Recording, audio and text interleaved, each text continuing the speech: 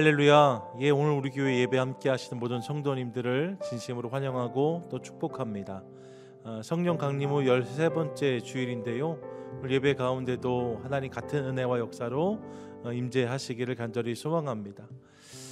여러분, 온라인으로 예배한 시간이 길어지면서 저에게도 또 교회 가족들에게도 아쉬움과 그리움 크게 자리하는 것 알고 있는데요.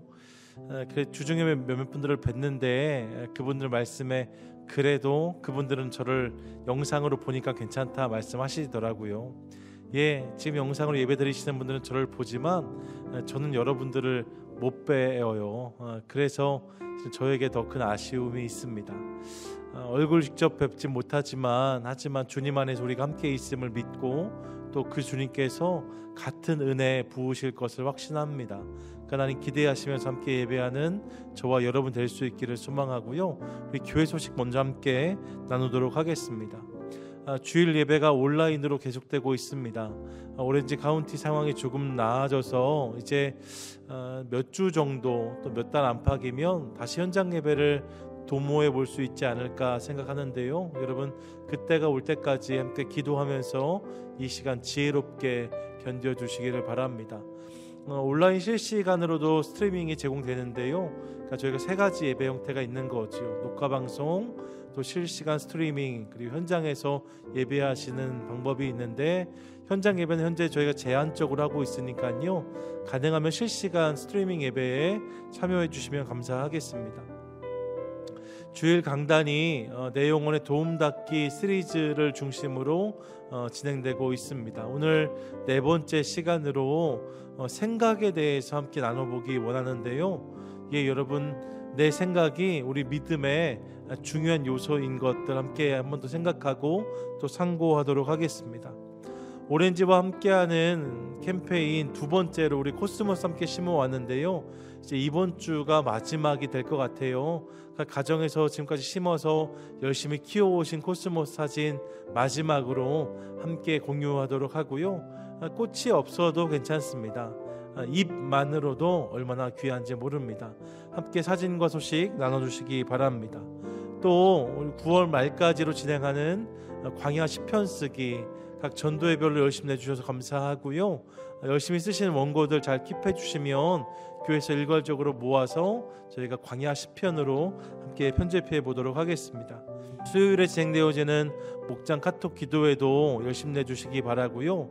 특별히 이번 주 주보 보시면 저희가 화상으로 모임할 수 있는 줌이란 프로그램에 대해서 안내지를 함께 나누어 드렸어요.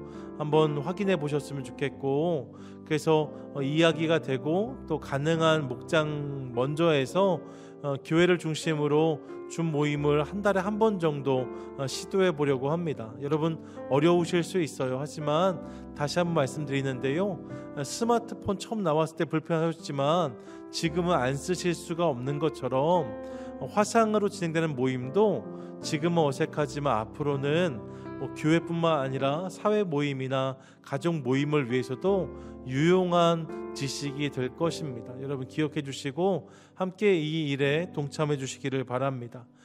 또 코비드-19 상황에서 여러 가지 어려움 가운데 있는 분들, 또 우리 선교사님들 함께 기억하며 중보하도록 하겠습니다.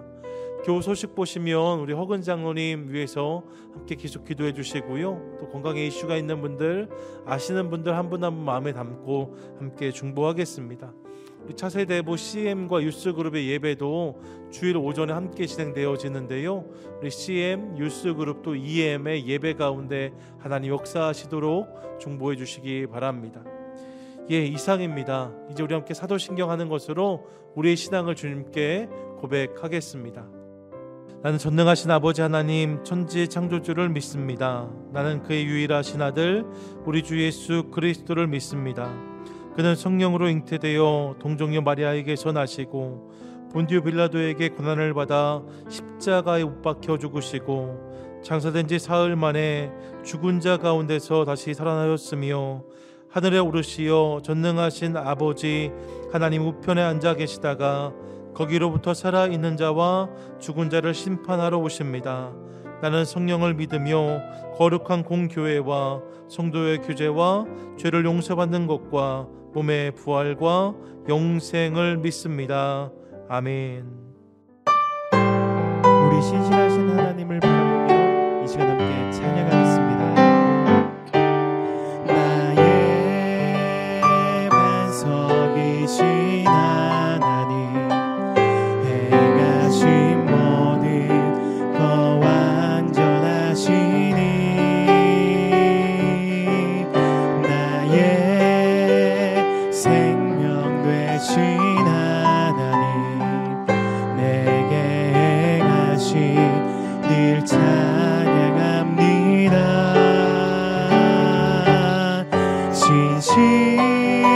신실하신 하나님, 실수가 없으신 좋으신 나의 주, 신실하신 하나님, 실수가 없으신 좋으신 나의 주, 나의 반석이신 하나님, 행하신 모든 거 완전하시니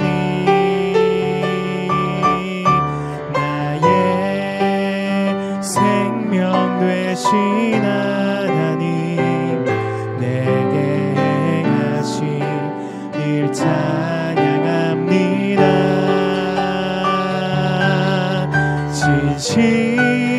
진실하신 하나님, 실수가 없으신 좋으신 나의 주,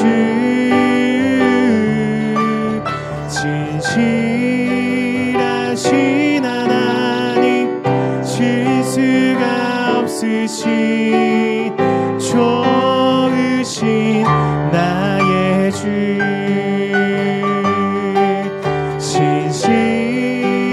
신실하신 하나님, 실수가 없으신 좋으신 나의 주,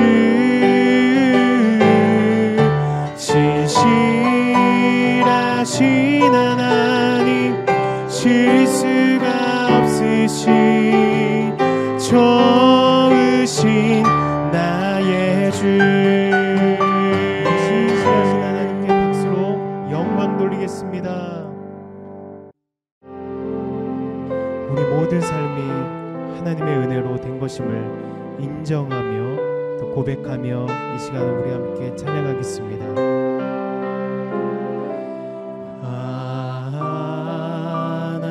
하나님의 은혜로 있을 데 없는 자, 왜 구속하여 주는지 난 알 수 없도다.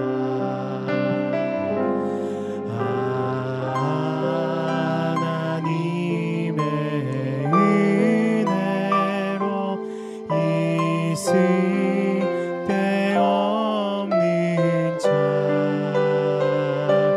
왜 구속하여 주는지 난 알 수 없도다. 내가 믿고 또 의지함은 내 모든 영역 잘 아는 주님, 늘 도해주실 것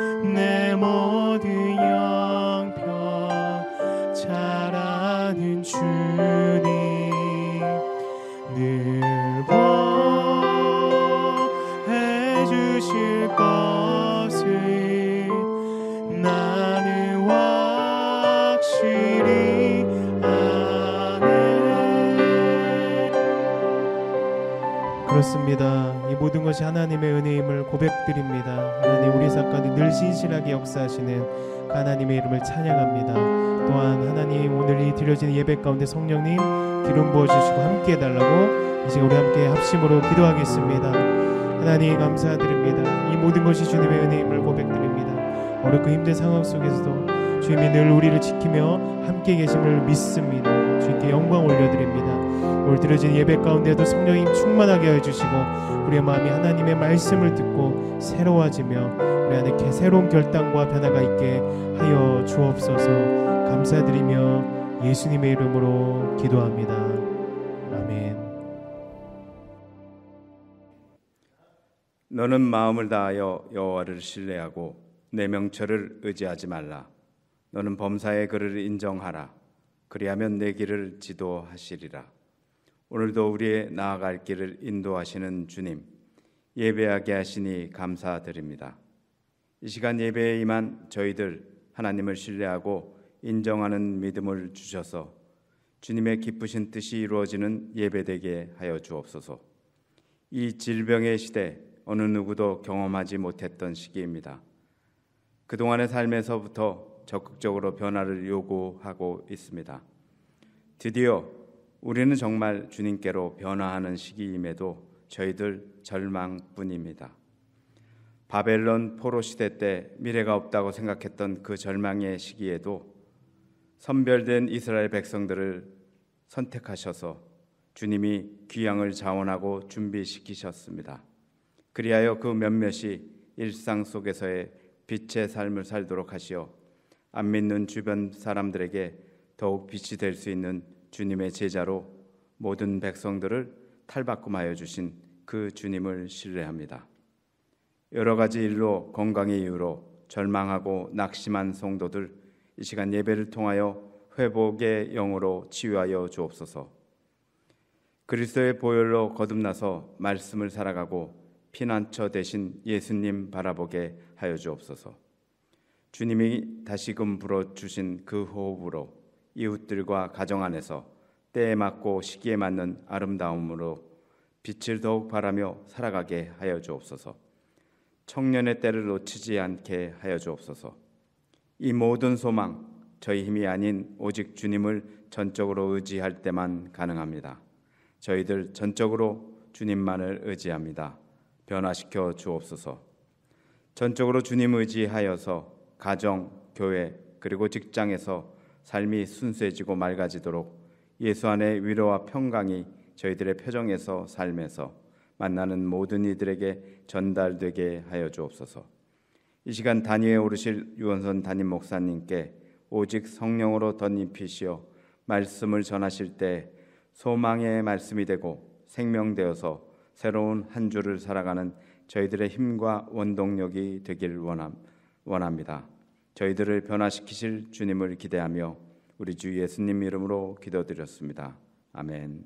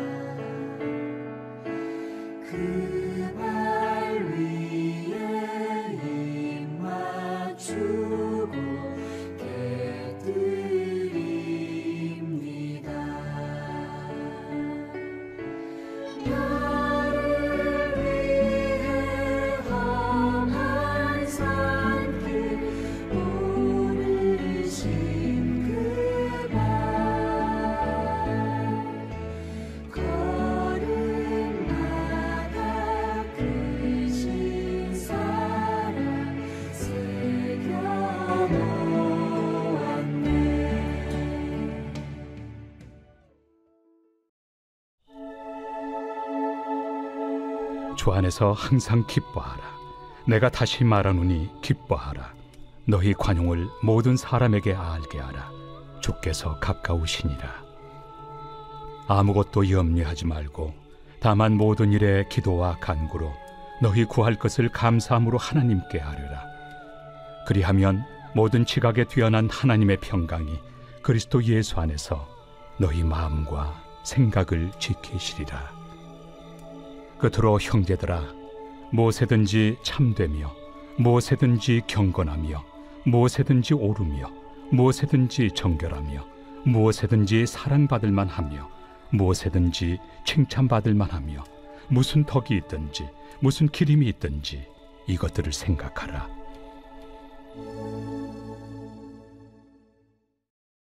오늘은 우리 영혼의 도움닫기 4번째 시간입니다. 전에 저희가 함께 인생의 방향이 중요하다, 또 시간 사용에 대해서 함께 나누었는데요.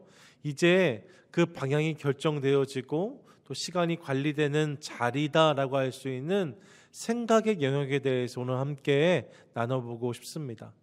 화면이 좀 어두워서 놀라셨을 수 있는데요. 사정이 좀 생겨서 오늘 낮에 영상 한번 찍고 밤에 이렇게 와서 다시 한번 영상을 찍게 되었습니다. 양해를 부탁드리고 이제 하나님께서 주실 말씀에 대한 기대감 가지고 함께 말씀 가운데 나아가 보도록 하겠습니다. 33년 전 어제 일입니다. 1987년도 8월 29일 용인 남사면에 있는 오대양 공장 천장에서 32구의 시신이 발견되었습니다.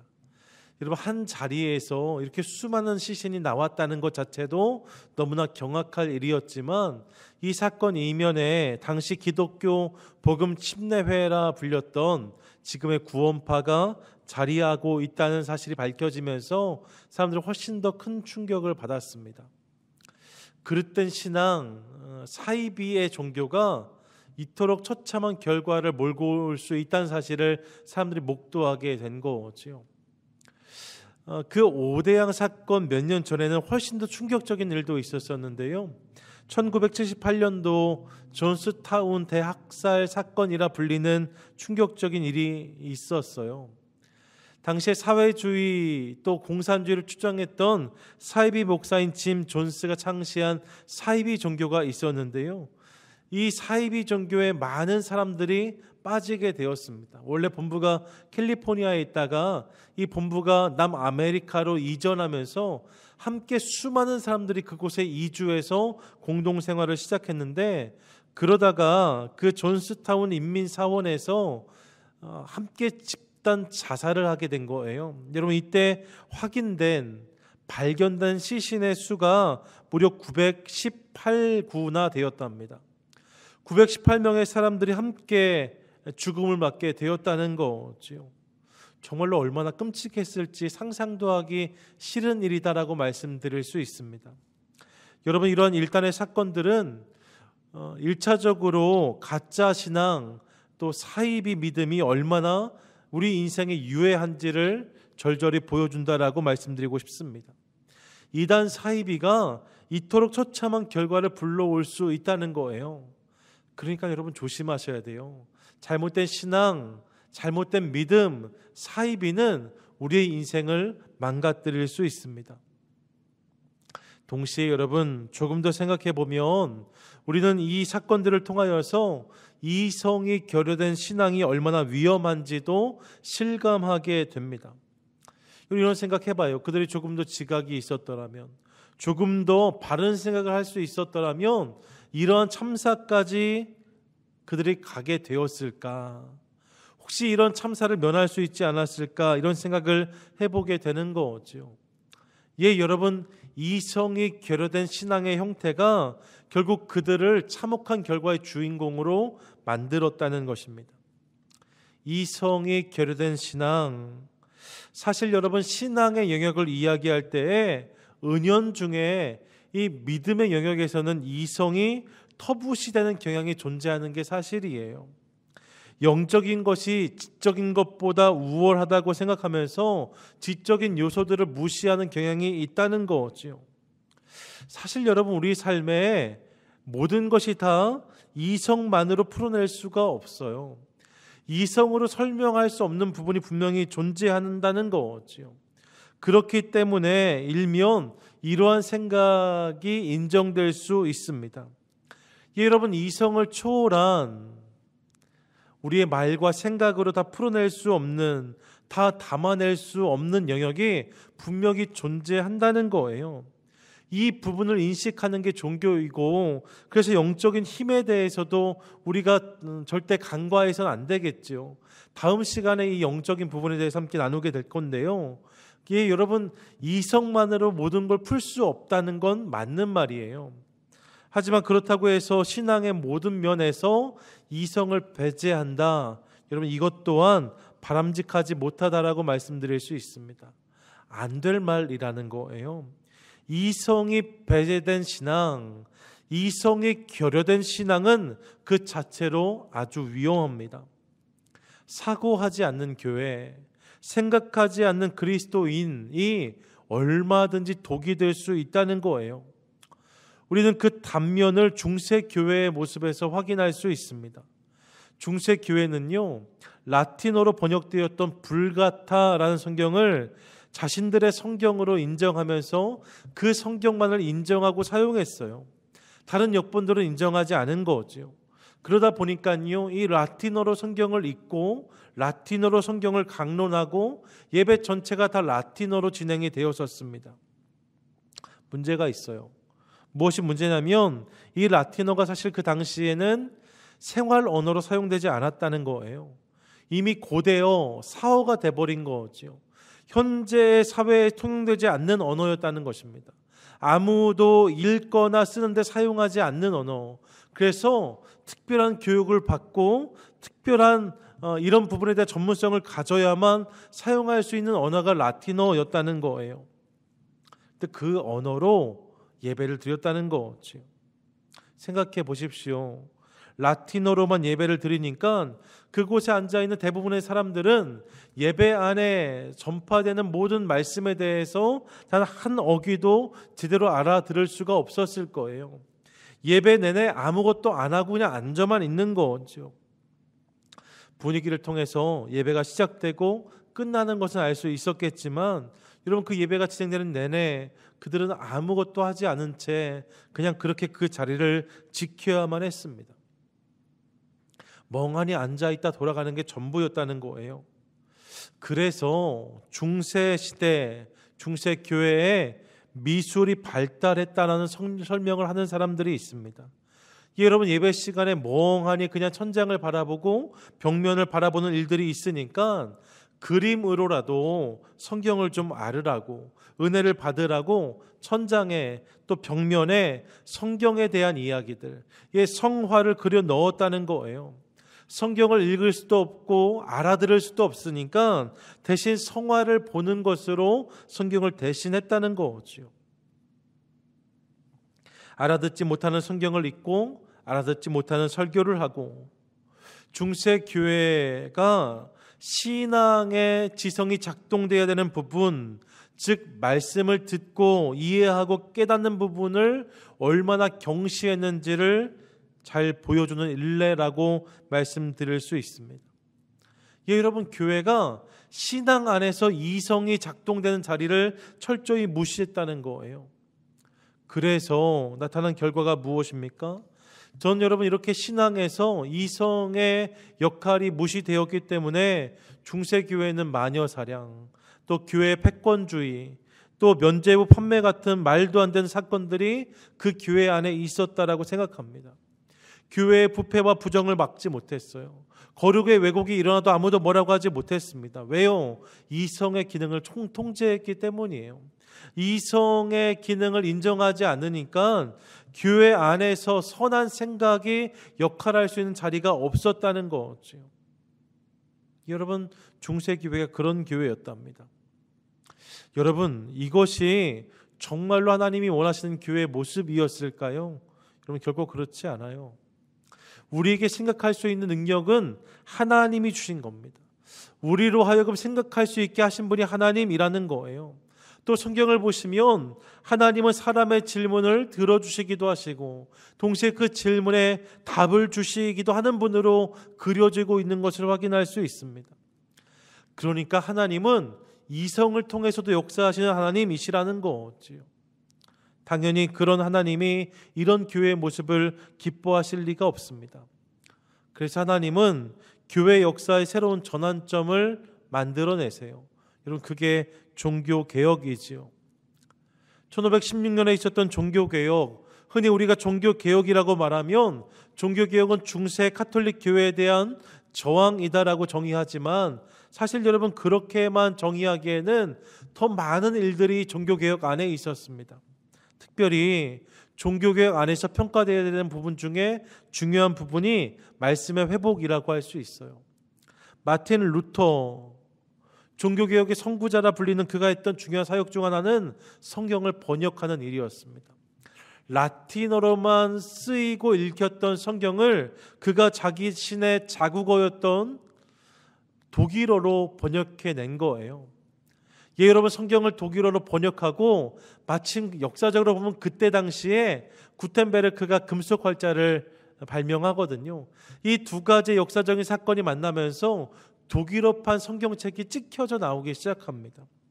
그리고 여러분, 그것이 계기가 되어서 각 가정들의 성경이 보급되기 시작했다는 거죠.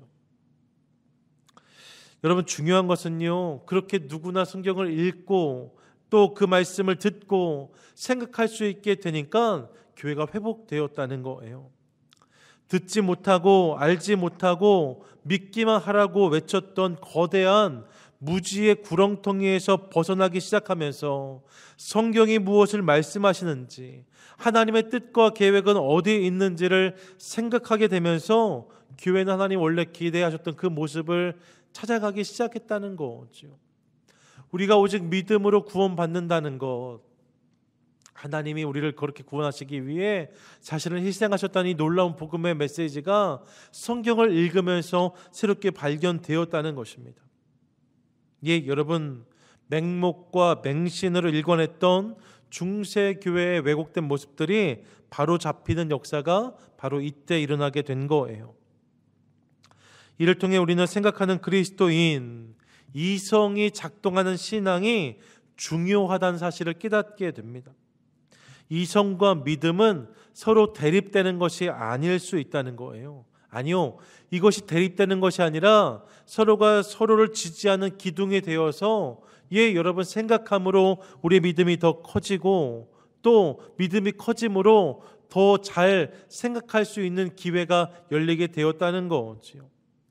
잘 생각해야 잘 믿을 수 있고 잘 생각해야 잘 살 수 있다는 것입니다. 이 사실을 함께 기억하고 싶습니다. 동시에 여러분, 그렇게 생각해 보면 생각이라는 것이 신앙에서만 중요한 것이 아니라 우리 인생에도 참 중요하다는 사실을 또한 깨닫게 됩니다. 가만히 보면요, 모든 사람이 다 생각을 하는 것처럼 보이지만 사실 생각 없이 살아가는 인생이 얼마나 많이 있는지 모릅니다. 여러분, 생각이라는 것이 너 어쩜 그렇게 생각이 없냐 이렇게 말씀하실 때 있으시잖아요. 하지만 생각이라는 것은 점처럼 한 가지 생각에서만 발동되는 게 아니라 인생 전체 선처럼 흘러가야 되는 건데, 그 인생을 관통한 생각이 없는 경우가 얼마든지 있을 수 있다는 거예요. 흐르는 시냇물에 띄워놓은 종이배처럼 그냥 그렇게 자신의 인생을 흐르는 시간 위에 방치한 분들이 있을 수 있다는 거죠. 그 시간, 세상이 이렇게 저렇게 흘러가는 것에 따라서 자신의 인생이 마음대로 흘러가게 내버려 두는 그런 사람들이 있더라는 거예요. 무엇을 해야 될지, 어떻게 해야 될지, 왜 해야 될지에 대해서 생각하지 않아요. 고민하지 않습니다. 보다 정확히 말씀드리면 그런 생각하는 것 자체를 귀찮아해요. 그냥 될 대로 되는 거지, 이렇게 말하는 분들이 계시더라니까요. 여러분, 깊이 생각하려고 하지 않아요. 그래서 내가 생각하기보다는 남이 생각한 결과만을 빌려오려고 합니다. 내가 생각하는 수고를 감당해서 무엇을 얻는 것보다는 다른 이들이 수고해서 얻은 생각의 결과를 가져다 쓰는 것이 훨씬 더 편리하다고 여기는 사람들이 있다는 거예요. 그래서 물건 하나를 사도 과거에는 그 물건을 사는 것에 대해서 내가 많은 생각과 고민을 했다면, 현대인들은 그런 고민과 수고를 잘 감당하려고 하지 않습니다. 대신 리뷰를 봐요. 다른 사람들의 생각을 보는 거죠. 그리고 여러분, 다른 사람들의 생각을 가지고 내 구매를 결정하려고 합니다. 내가 별로 생각하고 싶어 하지 않는 거예요. 운전대를 잡은 후에도 지도를 보고 방향을 살피는 수고를 하기보다는 내비게이션을 켭니다. 최근엔 자율주행 기술을 통해서 운전하는 수고까지도 대신해주는 차가 있다고 하더라고요. 여러분, 더 이상 생각할 필요가 없어지는 시대를 살고 있는 거예요.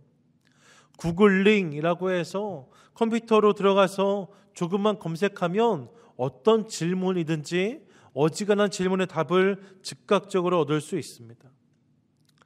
생각의 시간이 필요한 긴 글보다는 잠깐의 감각적인 감동을 주는 짧은 카피가 각광받는 시대를 살고 있어요. 심지어요, 배우자를 결정할 때도 말입니다. 스스로 어떤 사람이 나에게 맞는 사람일까 고민하고 또 생각하기보다는 결혼 정보회사에 내 조건을 다 주고 또 다른 사람들의 조건을 다 취합하고 있는 그들이 이렇게 저렇게 생각해서 당신은 이 사람과 선을 보면 좋겠습니다, 추천을 해주면 그 사람을 만나려고 해요. 여러분, 이런 일들이 이제 점점 일상화되고 있습니다. 고민하려고 하지 않는 거예요. 생각하려고 하지 않는 거예요. 그러다 보니까 세상의 이치, 관계의 원리, 하나님의 질서는 생각할 필요도 없습니다. 생각하지 않아도 이미 제공된 답들이 너무 많은 거지요. 참 편리해졌습니다. 참 쉬워졌습니다. 그런데 여러분, 이런 현재의 우리 모습을 대하면서 어떤 분들은 이런 현실이 생각의 근육이 점점 사라지는 시대라고 정의해요. 생각의 근육이 점점 사라지는 시대, 이건 무슨 말이에요? 사람의 몸에는 600여 개의 근육이 있다고 해요.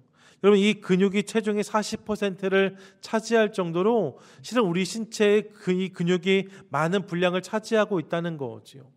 중요한 것은요, 이 근육이 많은 부분을 차지할 뿐만 아니라 중요한 역할도 감당하는데, 기본적으로 이 근육은 신체의 골격을 유지시켜주고 건강에서도 가장 중요한 혈액 또 에너지원, 호르몬을 공급하고 저장하는 자리이기 때문에 근육이 건강의 원천이다라고 말할 수 있다는 거예요. 그런데 이 근육은 스스로 강화되지 않는다는 거죠. 아니요, 강화되지 않는 것이 아니라 아무것도 하지 않으면 근육은 점점 빠지게 된답니다. 그래서 일반적으로 40대 이후가 되면 조금씩 근육이 빠지는데, 이때 따로 운동이나 훈련을 하지 않으면 근육이 빠지고 그 자리에 지방이 채워지기 시작하면서 건강에 이상 신호가 올 수 있다라고 하더라고요. 이 이야기를 하면서 문제는 육체의 근육보다 생각의 근육이다라는 말을 해요. 생각의 근육도 이와 같다는 거지요. 생각 역시 자꾸 숙고하고 고민하는 과정을 거쳐야 생각의 근력이 붙는데, 이 생각의 근육이 강해지는데, 스마트한 시대, 스마트한 기기들이 우리의 생각할 자리를 채우기 시작하니까, 그것들이 메꿔주기 시작하니까 더 이상 생각할 필요가 없고, 이 결과로 우리의 생각의 근육이 점점 마르고 굳더라는 거예요. 그래서 왜라는 질문을 회피하려고 합니다. 어떻게? 라는 질문을 귀찮게 생각합니다. 여러분, 이것이 현대인의 모습일 수 있다는 거죠. 하지만 여러분, 생각하지 않고도 얼마든지 답을 얻을 수 있는 그런 시대를 사는 것처럼 느껴질 수 있지만, 여전히 인생의 중요한 가치들은 생각이라는 과정을 통해 답을 얻을 수밖에 없다는 사실을 함께 기억하고 싶습니다. 어떻게 하면 더 의미 있는 인생을 살 수 있을지, 어떻게 하면 우리 남편, 우리 아내, 우리 자녀들을 더 이해하고 더 우리 가정이 화목할 수 있을지, 어떻게 하면 나를 향한 주님의 뜻을 발견하고 그 뜻을 이루어가는 인생을 살 수 있을지, 여러분, 이러한 삶의 중요한 가치들은요, 인터넷에 나오지 않아요. 생각의 터널을 통과해야 그 답을 얻을 수 있습니다. 지난 2번의 말씀 시리즈에 살폈던 것처럼 인생의 방향, 시간의 사용도 마찬가지예요. 여러분, 생각하지 않고 옳은 방향을 붙잡을 수 없습니다. 생각하지 않고 시간의 착한 소비는 경험할 수 없어요. 생각하지 않으면서 하나님께서 기뻐하시는 그런 인생을 살아낼 수는 없는 거지요. 반대로 말씀드리면 생각할 때 비로소 우리는 옳은 방향을 붙잡을 수 있습니다. 생각하기 시작할 때에 우리 시간은 선용될 수 있어요. 생각하는 인생이 하나님이 기뻐하시는 건강한 인생이 될 수 있다는 것입니다. 그러므로 사랑하는 여러분, 저와 여러분이 모두가 생각을 훈련하는 사람들 될 수 있기를 간절히 소망합니다. 주변에 들려오는 많은 소리들을 경청하고 삶의 소중한 순간순간들을 관찰하면서 배움의 자리에 나를 자꾸만 노출시켜서 그런 것들을 통해서 우리의 생각의 크기를 키워야 된다는 거예요. 단순히 지식을 쌓자는 말씀을 드리는 것이 아닙니다. 그렇게 듣고 배우고 생각하는 과정을 통해서 우리 인생의 지혜를 빚어가자는 거예요. 여러분, 시간이 빚어내는 생각의 깊이, 인내가 만들어내는 생각의 너비를 내 삶에 채워가자는 거지요. 그때 우리 삶에는 근사한 생각의 향기가 담기게 될 줄로 믿습니다. 여러분, 생각이 깊은 사람을 만나면 그 사람의 향기가 배는 것을 경험하게 돼요. 저와 여러분이 그런 사람이 될 수 있기를 간절히 소망합니다. 여러분, 생각하는 인생을 살아야 된다는 거예요. 나아가 생각하는 인생을 넘어서 저와 여러분이 모두가 생각하는 그리스도인이 되실 수 있기를 간절히 소망합니다. 여러분, 생각하는 그리스도인이 되자는 거예요. 하나님이 생각할 수 있는 능력을 주셨고 하나님 그 생각한 능력을 통해서 우리로 하여금 하나님을 알아가게 하십니다. 가끔씩 보면 그냥 믿어라고 말씀하시는 분을 만날 때가 있어요. 이해가 안 된다, 난 안 믿어진다 하는 분들에게 그냥 믿어라고 하시는 거지요. 믿지 않는 그 사람이 오죽 답답하면 이렇게 말씀하실까? 여러분, 그 마음이 100분 이해가 됩니다. 하지만 여러분, 그럼에도 불구하고 그냥 믿어는 근본적인 답이 될 수 없어요. 사실 생각해보면 그냥이란 말과 믿어라는 말은 모순되는 말일 수 있습니다. 믿어지지 않는데, 이해되지 않는데 그냥 하려면 그건 믿는 게 아니라 믿는 척하는 거예요. 그냥 믿는 척해 하면 말이 되지만 그냥 믿어는 있을 수 없다는 거지요. 반대로 여러분, 믿어라는 말이 정말로 그렇게 되려면 그 앞에는 그냥이 아니라 확실히 혹은 분명이란 말이 와야 됩니다. 확실히 믿어, 분명히 믿어, 잘 생각해보고 믿어, 이것이 맞는 말이라는 거지요. 여러분, 생각을 통해서 우리 믿음은 빚어질 수 있다는 거예요. 가끔씩 성경을 읽다가 이해되지 않는 본문을 만나셔서 전화하는 분들이 계세요. 그렇게 전화하시면 꼭 이렇게 말씀하세요. 자꾸 전화드려서 죄송합니다. 목사님, 귀찮게 해서 죄송해요. 제가 믿음이 없어서 그런지 이 본문이 잘 이해가 되지 않습니다. 이렇게 말씀을 하세요. 여러분, 하나도 귀찮지 않아요. 오히려 그런 전화를 받으면 얼마나 감사한지 모릅니다. 저는요, 이런 전화를 받으면서 단 한 번도 이 질문이 믿음 없는 질문이라고 생각해 본 적이 없어요. 오히려 여러분, 이 과정이 내가 예수를 더 잘 믿기 위해, 내가 하나님을 더 많이 알아가기 위한 꼭 필요한 과정이 아닌가 늘 생각합니다. 그래서 여러분, 그런 전화를 받으면 기분이 좋아요. 마음이 흐뭇해요. 감사해요. 여러분, 그런 생각과 고민이 우리 삶에 있어야 된다는 거죠.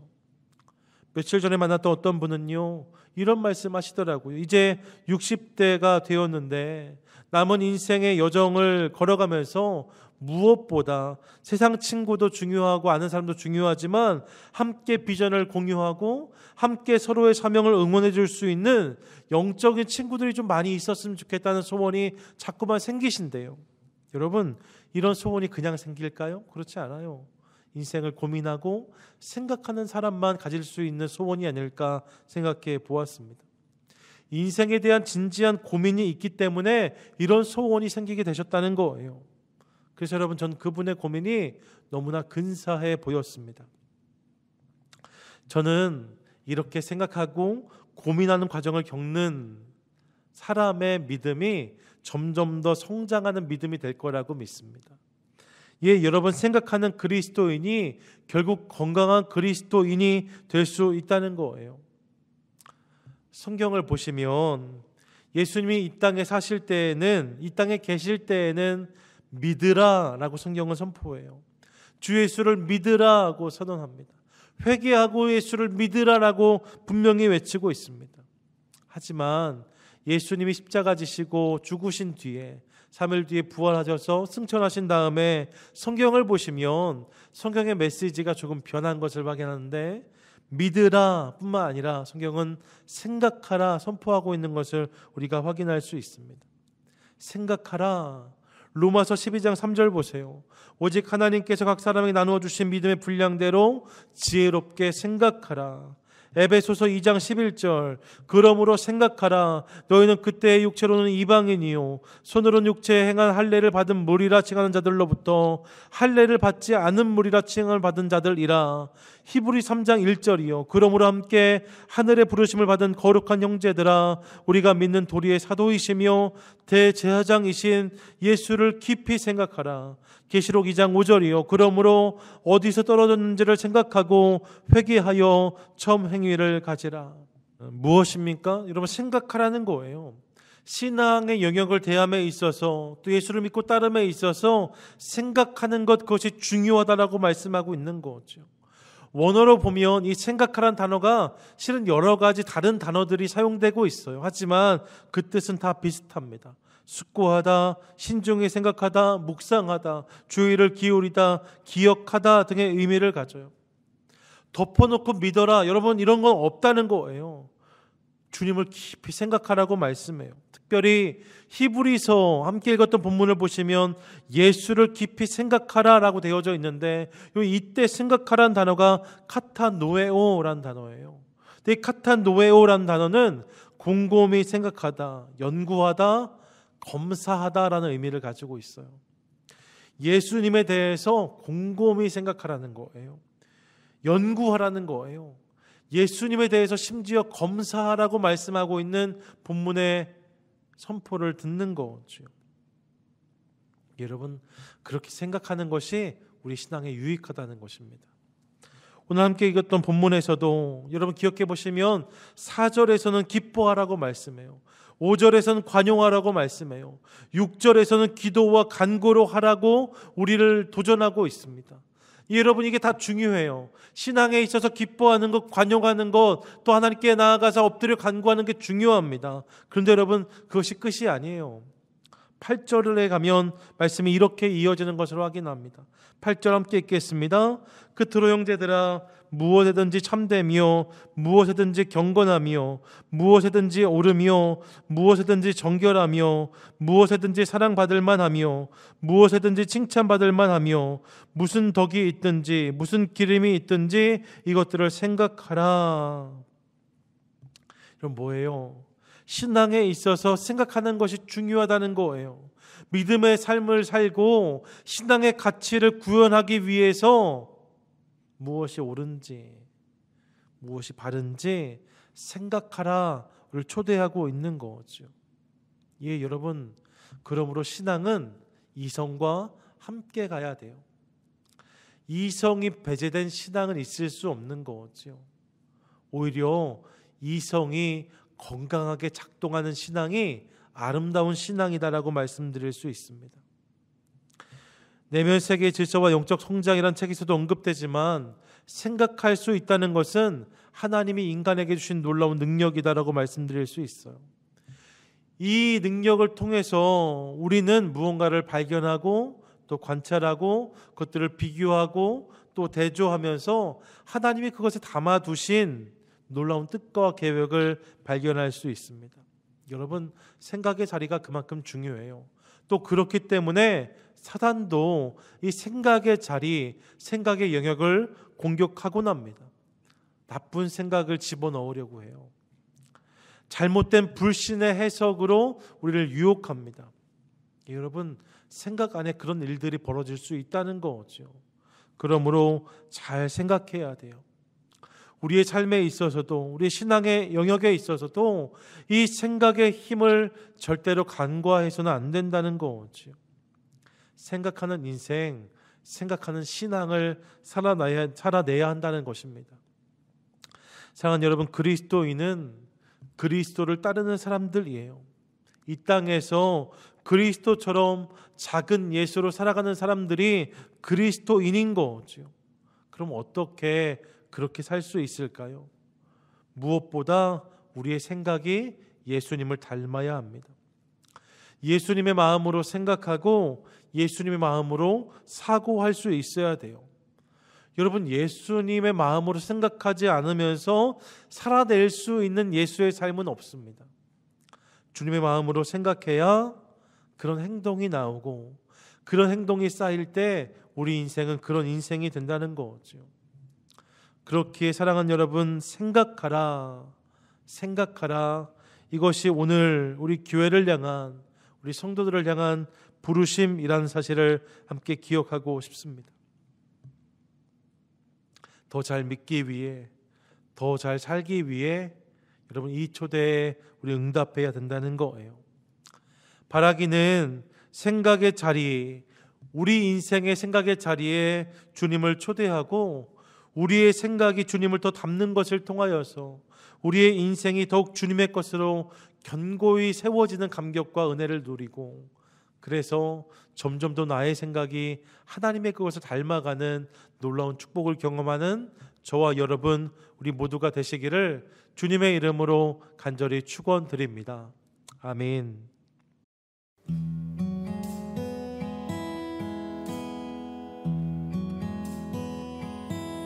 내 아버지 그 품 안에서 내 영혼은 안전합니다. 주 손길로 내 삶을 안으시니 그 평강이 나를 덮습니다. 내 아버지 그 품 안에서 내 영혼은 안전합니다. 주 손길로 내 삶을 안으시니 그 평강이 나를 덮습니다. 나 비록 넘어지면 흔들리지만 주 내 안에 거하며 나를 붙드시니 내 생각을 주께로 돌리고 주시는 평강의 옷을 입습니다. 주 약속 안에서 내 영혼 평안해 내 뜻보다 크신 주님의 계획 나 신뢰해 두려움 다 내려놓고 주님만 의지해 주 안에서 내 영혼 안전합니다.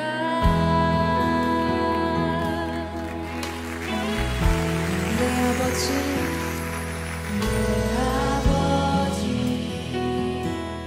그 품 안에서 내 영혼은 안전합니다. 주 손길로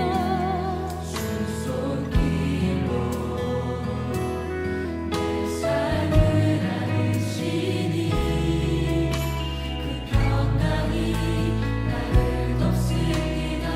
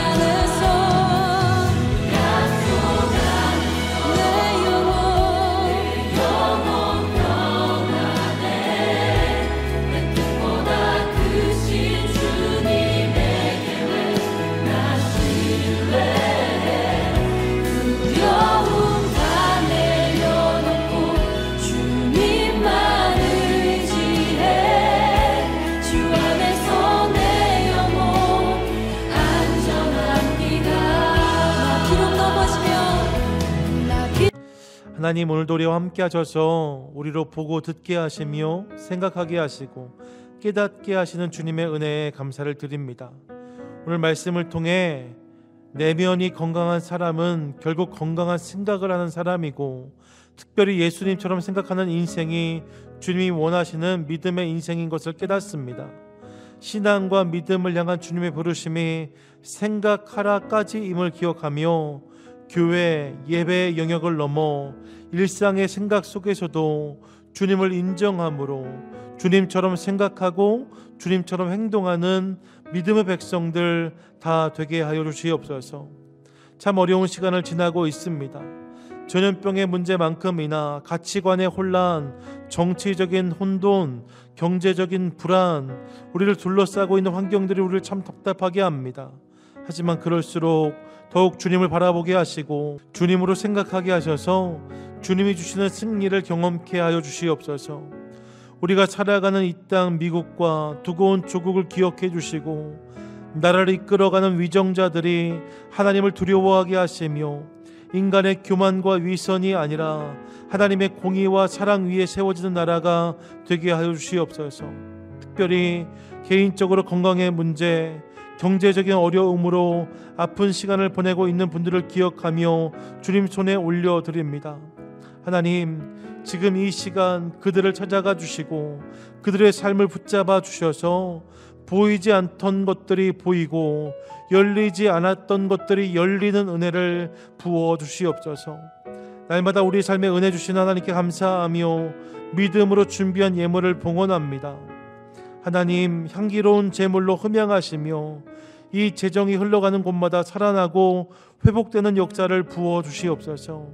드린 손길, 드린 마음마다 하나님으로 충만케 하여 주시옵소서. 그 하나님 손 붙잡고 다시 한 주를 시작합니다. 함께 하시는 주님을 경험한 한 주가 되게 하시고 생각하는 것마다 행동하는 것마다 주님 닮은 것 되게 하셔서 우리의 삶의 지경 가운데 주님 나라가 임하게 하여 주시옵소서.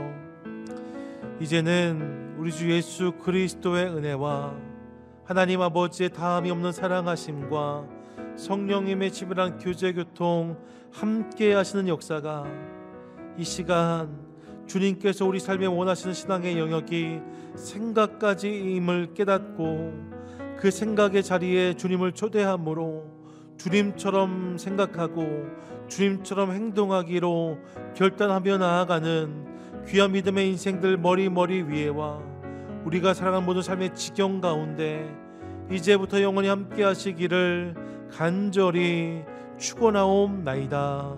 아멘.